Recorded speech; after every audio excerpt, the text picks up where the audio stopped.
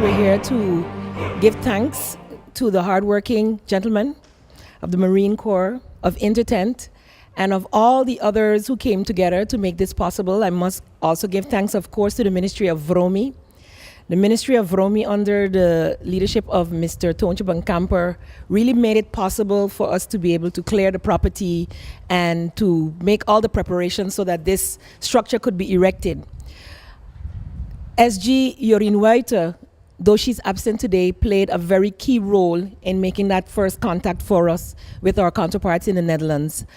We got an email, firstly, from the Minister Bussemaker, who I've worked with in Cuba recently, and she, having, pledged her allegiance to stand with us during this time of difficulty, and any help that we needed, that we should reach out.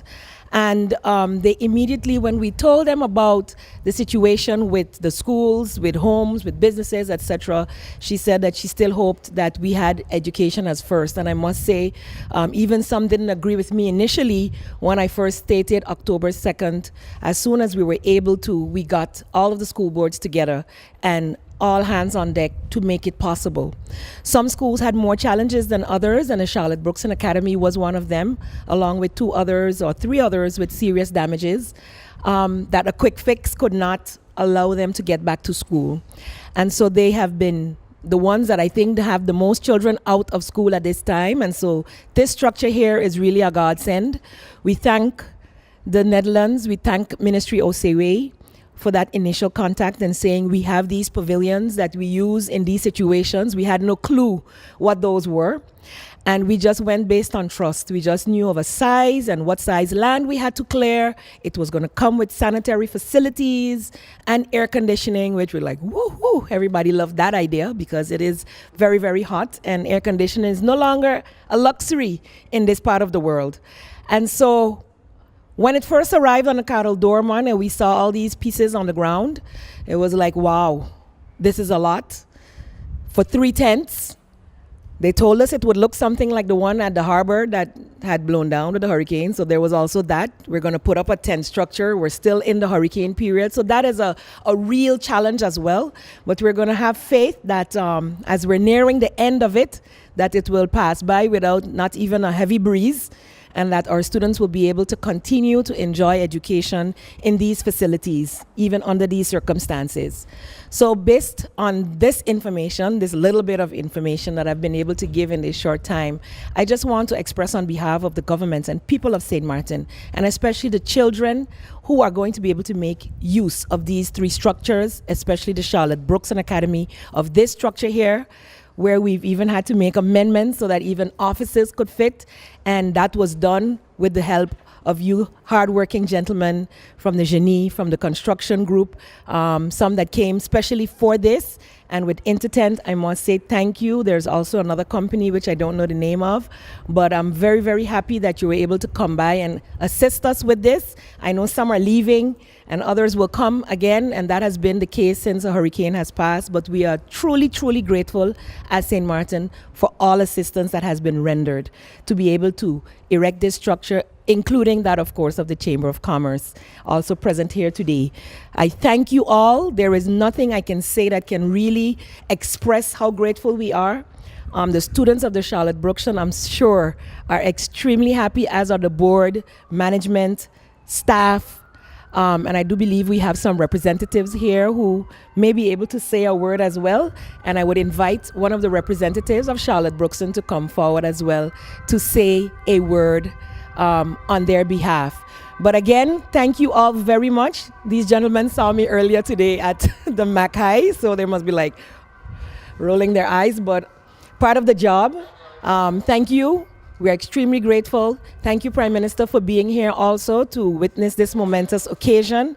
And we have one more to inaugurate, and then we'll hopefully be able to start back the rebuilding process sooner rather than later, so that our students can continue their education without major interruptions. We're so very excited about this. A few weeks ago, it was told to me. I attended a board meeting last week, and heard about it. And this is great for us because we have not had a lot already. And before that, we were, of course, in the government building.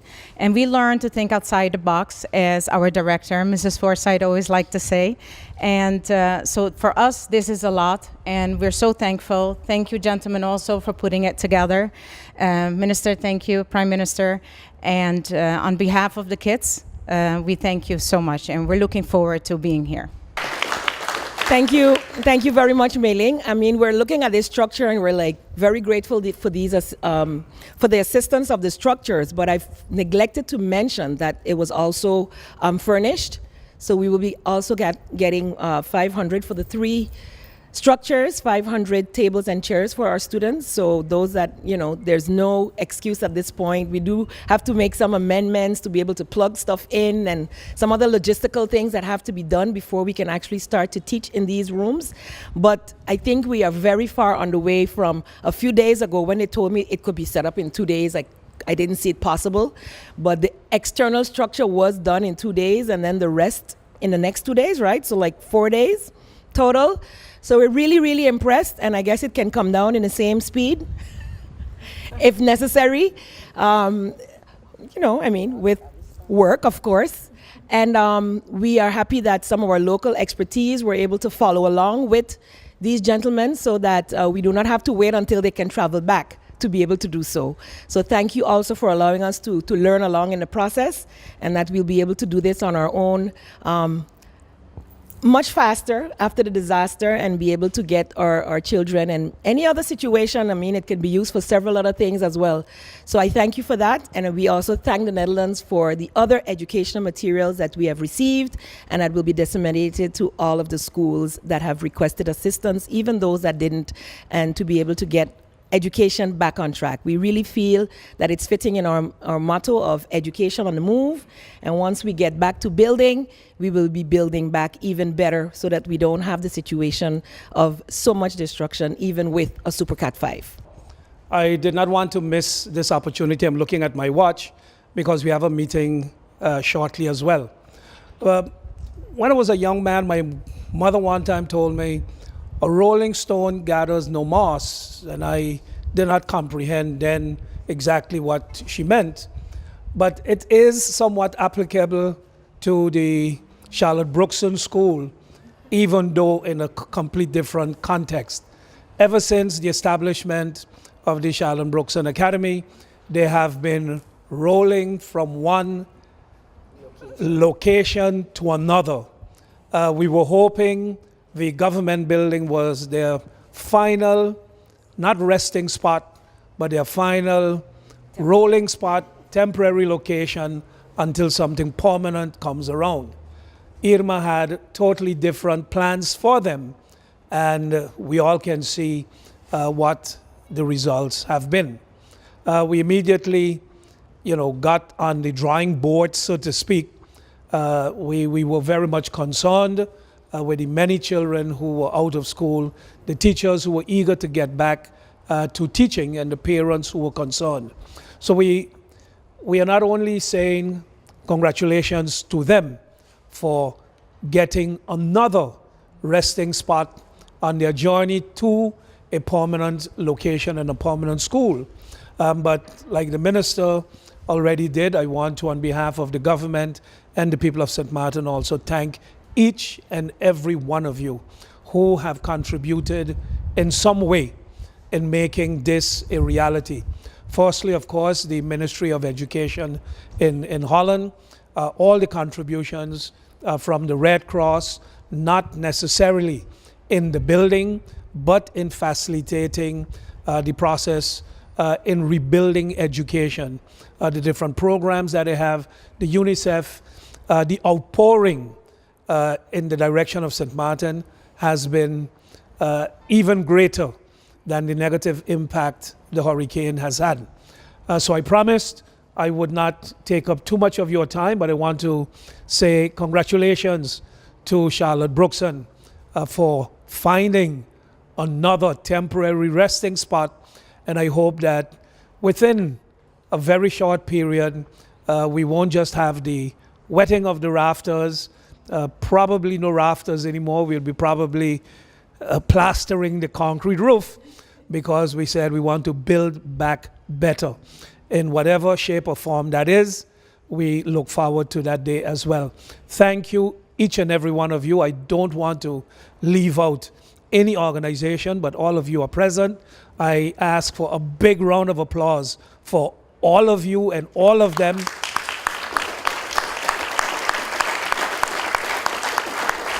And like Sharmina says, when people usually hear the Genie in the military, because we sometimes speak English and Dutch and a little bit of French and Spanish and Papiamento, so people hear Genie and it's the military, they're thinking genie, and the genie is in the bottle and snaps the finger and makes everything happen. So while it may have its Dutch meaning, we have given it our own meaning down here. They have been fantastic. They have been revolutionary, so to speak, and we are happy with all the work that you have been doing. It's indeed my first time and to Sint Maarten, and in a very difficult situation that Sint Maarten is these days. But if I hear often in places I come, the crisis can be an opportunity, and I hear you already saying building back better, being investing in the future and the ability to withstand these type of shocks better next time. And for that, education is important, and I'm very glad that we had such a good collaboration together to help your children to go back to school again. Not just under a roof, but also well fed, because we all know nutrition is important also for the learning process and the intellectual development. So it will also strengthen the learning capabilities and ultimately make the children stronger also for the future. So we are very happy that we're able to contribute exactly to that. We thank you for your cooperation.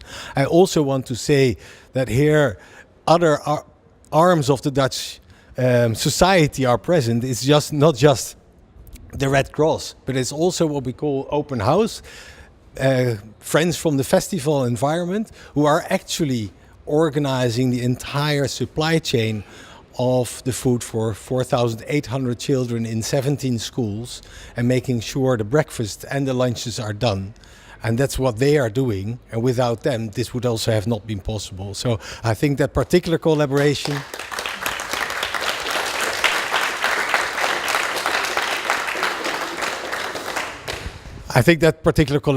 is worth mentioning. That's also a sort of genie out of a bottle for us as a Red Cross to allow this to happen. So, but thank you very much for your collaboration. We'll be standing by with you over the next months and years to support in Sint Maarten building back better. And I hope to be here again soon in a very different environment. Thank you. Thank you very much. I must say that it was indeed a pleasure to have the first discussions with Ms. Riley and all of the others who came and went in the process. Every time I look around, I see different people, but they all have the same goal in mind, and making sure that we are able to take care of our students and give them a healthy meal, because that was some of the things that, you know, some of the parents were concerned about. How can she have them go to school? There is not enough food, this and that and the other. But we were getting supplies in, and we've also, you know, in anticipation of the Red Cross program, started to actually do it, you know, ourselves, which we're like, oh my God, this is really a lot. And we were only doing it for the public schools, like 1,000 children, around 1,000 children. So it's mind-boggling for me, you know, to get the whole logistics in my mind to feed almost 5,000 children breakfast and lunch. And we have been speaking to other stakeholders, because this is something we want to be able to sustain. And with your assistance, I know Sharmina promised that you had some sustainability prospects for us, a suggestion, so that we could continue to do this for our children, especially those that are in need. And I would like to at this time also thank UNICEF NL, because as you said, there were several groups and they helped to make the link. And thank you very much for that link that we were able to make, the first conversation that led to soon to be signed MOU with St. Maarten government and the Red Cross of the Netherlands and Open House, to be able to provide 4,800 students of St. Martin with well-balanced breakfast and lunches. So I really would like to thank you. This is really a big celebration.